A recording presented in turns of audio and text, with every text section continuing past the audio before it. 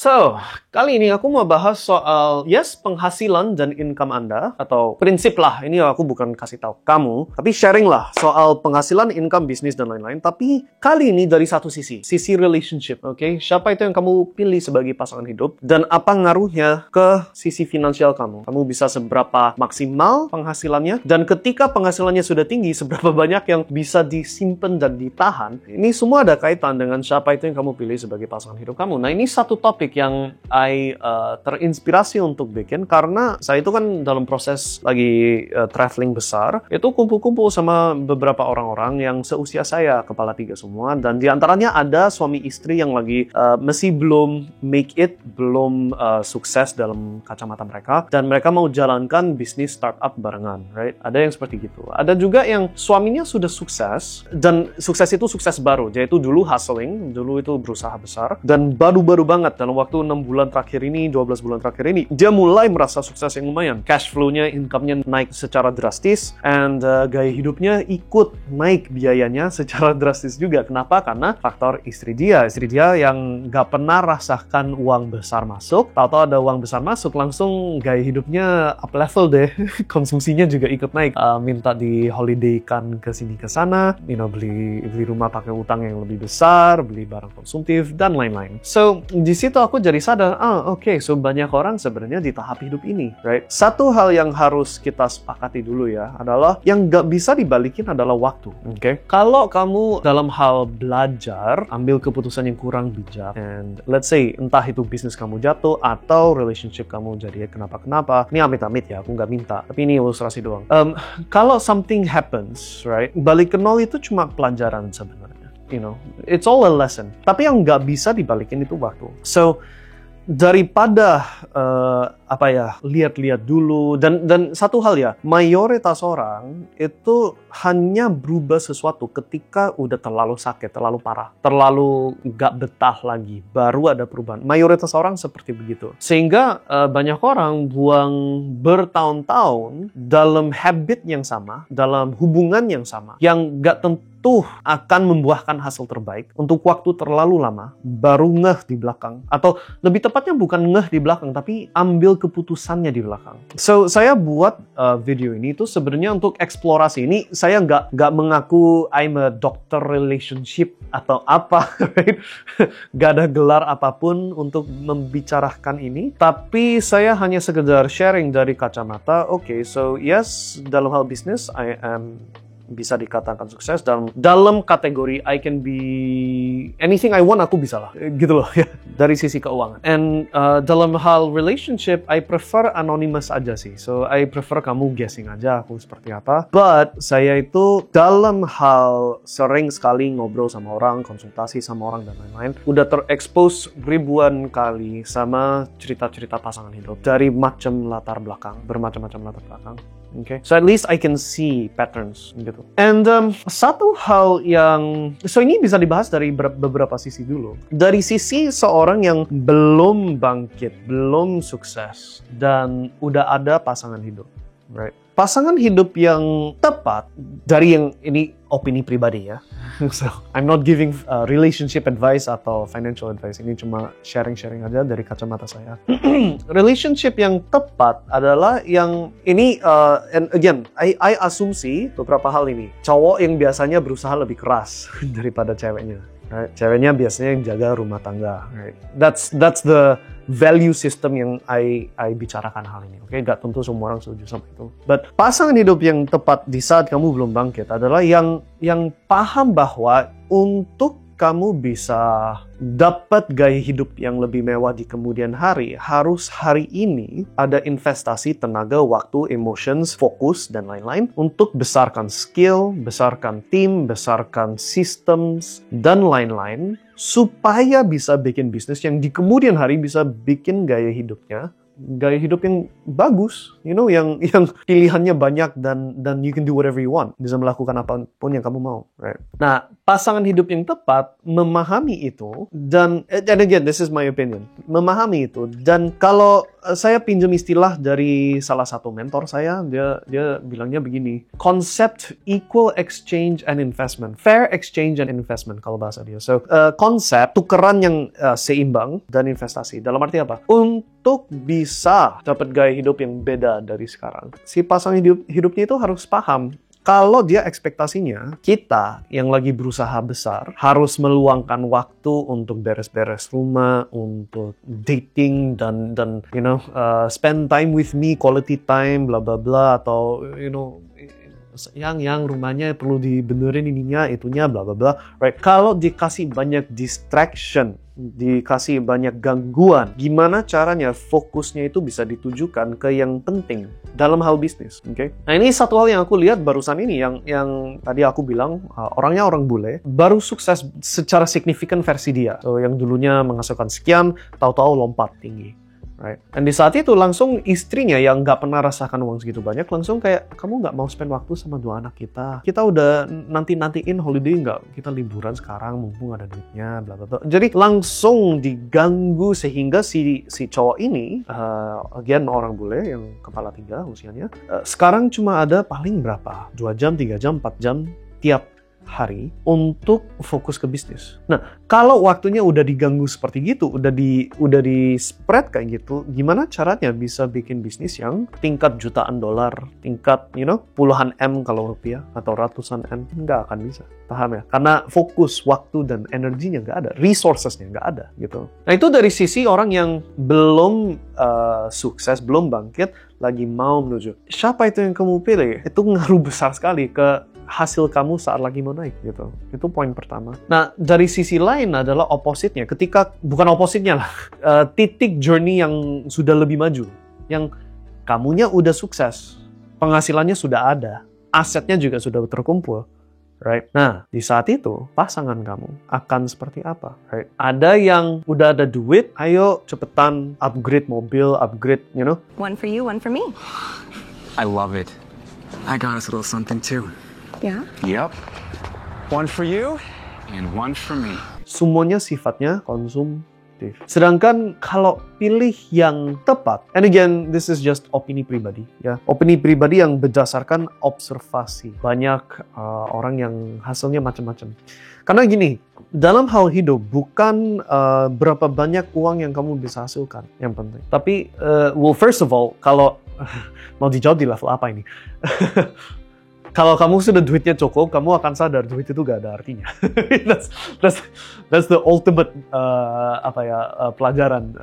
Duit sebenarnya nggak penting kalau udah duitnya cukup. Tapi menuju ke duit yang cukup, actually bukan berapa banyak uang yang dihasilkan yang penting, tapi berapa banyak uang yang disimpan sampai tua yang penting.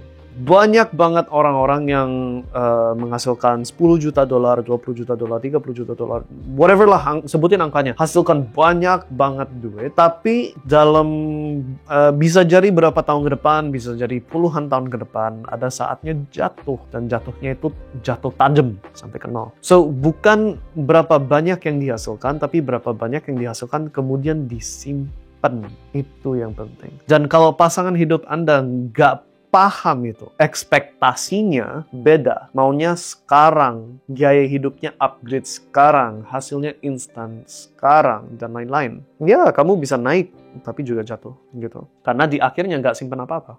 Sebenarnya, saya ngomong gitu, tapi ini semua jatuhnya, behavior itu kebiasaan, gitu loh.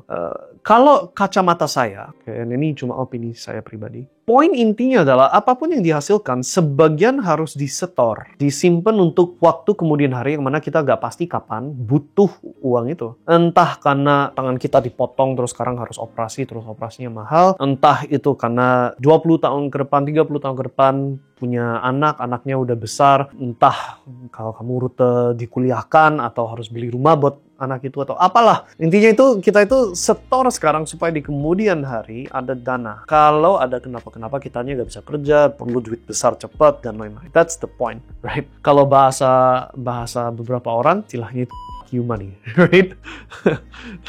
Apa-apa kalau butuh, well, fuck you, I'll do it my way. Gitu. So, dua pihak, suami dan istri, dua-duanya harus sepakat bahwa satu, equal exchange dulu. Kalau levelnya belum di level yang mana bisa spend waktu sama keluarga, quality time, bla bla bla, right? Ya, bantu aku beresin. Intinya gitu. Bantu aku beresin rumah tangga, bantu aku siapin makanan, bantu beres-beres, bla bla bla. Dan jangan kasih saya gangguan ekstra. Intinya begitu. Di level lagi menuju naik, oke? Di level sudah naik dan sudah ada, harus sepakat bahwa ini nggak selamanya. Ini ibaratnya itu kayak artis lah. Artis cuma ada masa waktu berapa tahun untuk hasilkan duit gede-gede. Kalau udah nggak populer, udah nggak populer. Pemain sepak bola atau pemain sport apalah, atlet, right? Masa aktifnya mereka itu cuma berapa? 10 tahun, 15 tahun, 20 tahun? Mentok-mentok, right? Dari masuk profesional, kalau kita ngomong kayak Lionel Messi, mungkin pengecualian ekstra ya, dari usia 16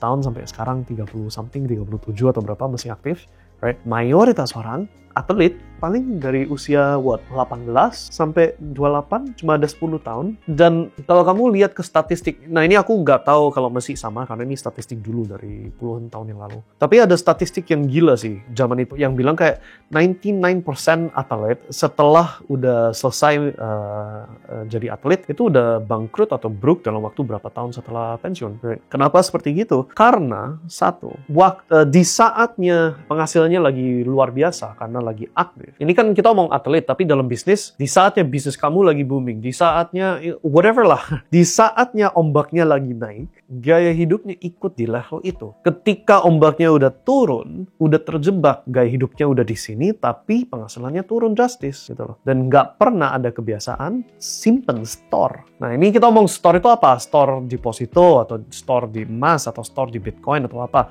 Itu topik terpisah. Nggak usah dibahas hari ini. Tapi intinya harus store gitu. Nah, contoh yang bagus itu seperti si pemain basketball Shaquille O'Neal, you know. And dia on public sudah sering ceritakan dia itu beruntung karena dia itu ketemu banker yang nasihatin dia, kamu itu dia kan cerita dia itu pertama kali cetak duit sebagai pemain bola basket, langsung dia upgrade Mercedes mahal-mahal dan langsung mau beliin bapak dia atau mama dia Mercedes juga gitu loh. Dan bankernya yang kasih nasihat, kamu itu harus mikirin investment bla bla.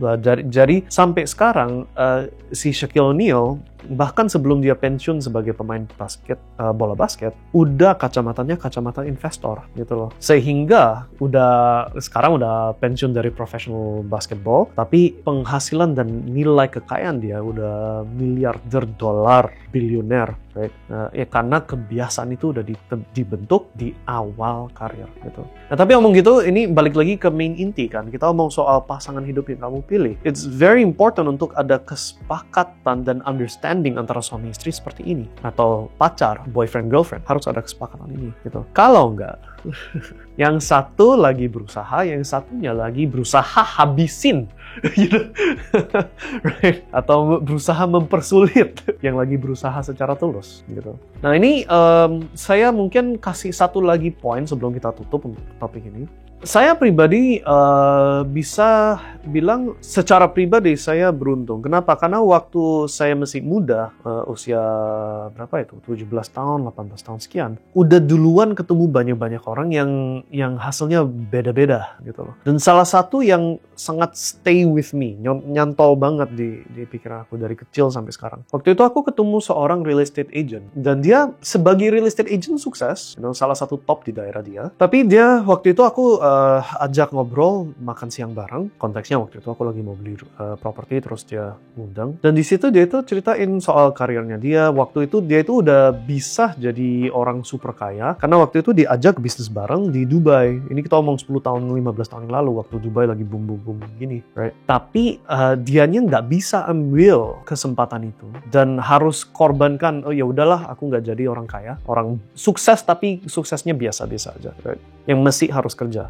Gitu. Kenapa dia nggak ambil? Karena istrinya mementingkan anak-anak dibesarkan di tempat stabil, di satu tempat, yaitu di tempat dia, di kota dia. Jangan terbangin keluarga ke Dubai. Dan waktu itu dia bilang ke saya, ini udah terlanjur saya salah, ini bahasa dia. Ini saya udah terlanjur salah, gitu loh. Tapi kalau saya ulangin lagi perjalanan saya, right, di awal relationship, pasti saya dudukin si siapa itu, calon saya pasti saya dudukin. Dan kita masing-masing tulis tanpa kita intip ya. Jadi kamu tulis sendiri, aku tulis sendiri. Apa itu yang penting buat kamu secara 1 tahun, 5 tahun, 10 tahun, dan values kamu apa yang kamu rasa penting dalam hal hidup, dari segi family, dari sisi keuangan, dari sisi segalanya. Tuliskan di kertas. Sudah dituliskan, cocokin. Match atau enggak, gitu. And kalau match, oke, jalan. Kalau nggak match, ya kadang-kadang jadi regret gitu. Nah, kata regret, nyesal itu sesuatu kata yang normally aku nggak hampir semua hal dalam hal hidup itu bukan kesal atau nyesal, tapi sebenarnya kesempatan belajar. Most of the time. Tapi ada beberapa pengecualian. Kalau menurut saya. Contoh, kalau kamu cewek, punya suami yang nggak benar, dia hamilin kamu punya anak, terus ternyata sudah punya anak, sekarang cerai, berantem, bla bla bla. Nah, you sebagai single mom punya 1 anak, 2 anak, 3 anak, harus besarin sendiri, you tahu sendiri besarin anak kayak apa, berapa susahnya, sedangkan mana penghasilannya, dan lain. Nah, itu regret, itu kesalahan yang nggak bisa dibalikin, gitu loh. And relationships is salah satunya yang seperti gitu. Di luar itu, you make a mistake, atau ambil kesalahan dalam hal bisnis, dalam hal keuangan atau apa, masih bisa balik gitu loh. It's a lesson gitu loh. Dan lessonnya seberapa murah, seberapa mahal, tapi tetap pelajaran. Dan itu mesti bisa balik. But some things in life gak bisa balik. And salah satunya relationships. Okay, so I don't know. Kali ini topik yang gak ada hubungan sama yang biasa kita bahas ya. Biasanya kan soal crypto atau bisnis atau keuangan atau news. But I think it's something yang cukup penting untuk dibahas, dan untuk orang yang sinkron sama apa yang aku lagi bahas akan ya, it's a very important topic. And dalam hal ini aku nggak ngaku aku expert, nggak ngaku aku otoritas yang gimana-gimana. Tapi ya, niat baik lah mau sharing. So, semoga itu bantu. And tulis aja di komen apa yang kamu setuju atau nggak setuju. And nanti kita bahas lagi di next topik kita. Bye.